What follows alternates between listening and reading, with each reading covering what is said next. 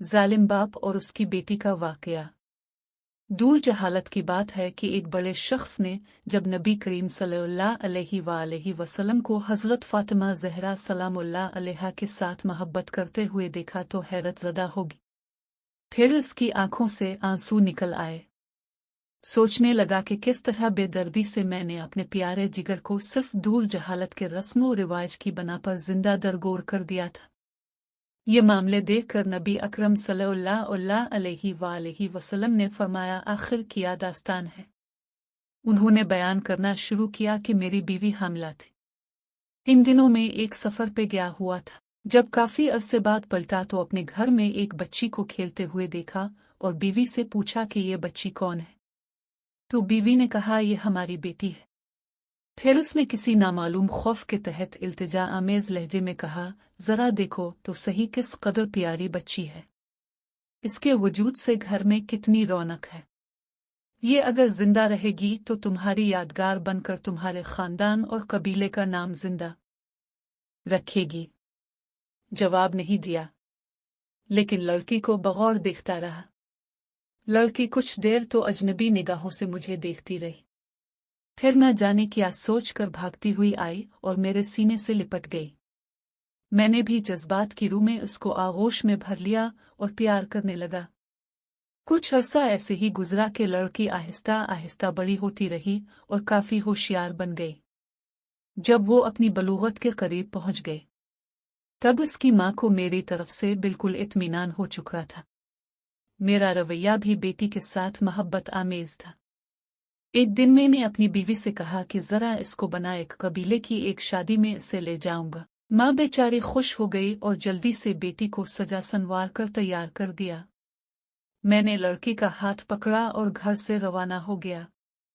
एक गैर आबाद बियाबान पर पहुंचकर पहले से तैयार शुदा एक घड़े के करीब में खड़ा हो गया।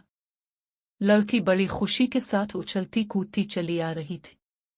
मेरे करीब आकर रुक गई और बड़ी मासूमियत से सवाल किया, बाबा ये गड़ा किसके लिए है।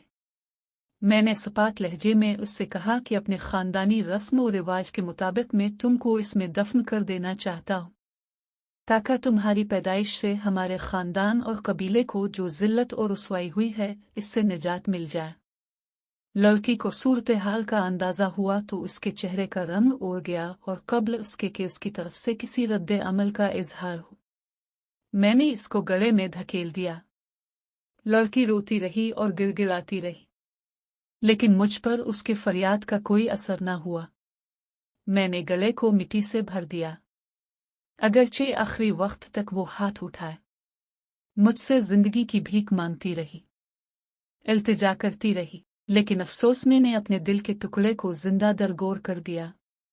लेकिन इसकी आखिरी इल्तिजा भी मेरे कानों में लुवी टपकती रहती है कि बाबा तुमने मुझे तो दफन कर दिया, लेकिन मेरी माँ को ना बताना। कह देना कि मैं बेटी को अपने कबीले में छोड़ आया हूँ। यह सुनकर हुजूर सल्लल्लाहु अलैहि वसल्लम की आंखों से आंसू जारी हो गए। इस वक्त नबी अकरम सल्लल्लाहु अलैहि वसल्लम की आगोश में जनाब फातिमा ज़हरा अलैहिस्सलाम बैठी हुई थी। उनकी आंखें भी नम हो गई। हुजूर अकरम सल्लल्लाहु अलैहि वसल्लम ने अपनी बेटी को सीने से लगा लिया और अब सल्लल्लाहु अलैहि वसल्लम के होठों पर ये जुमले जारी हो गए कि बेटी तो रहमत है, और फिर आसमान की तरफ देखते हुए फरमाया, मैं फातिमा को देखकर अपने मशाम जां को बेहिश्त की खुशबू से मुअत्तर करता हूँ। अल्लाह मैं तुझसे मौत के वक्त आराम और राहत और क़यामत के हिसाब व किताब के वक्त अफ़ू मग़फ़िरत का तालिब हूँ। बेटियां अल्लाह पाक की रहमत होती हैं, उनकी कदर कीजिए और ये आप लोगों के घरों में कुछ दिन के मेहमान होती हैं।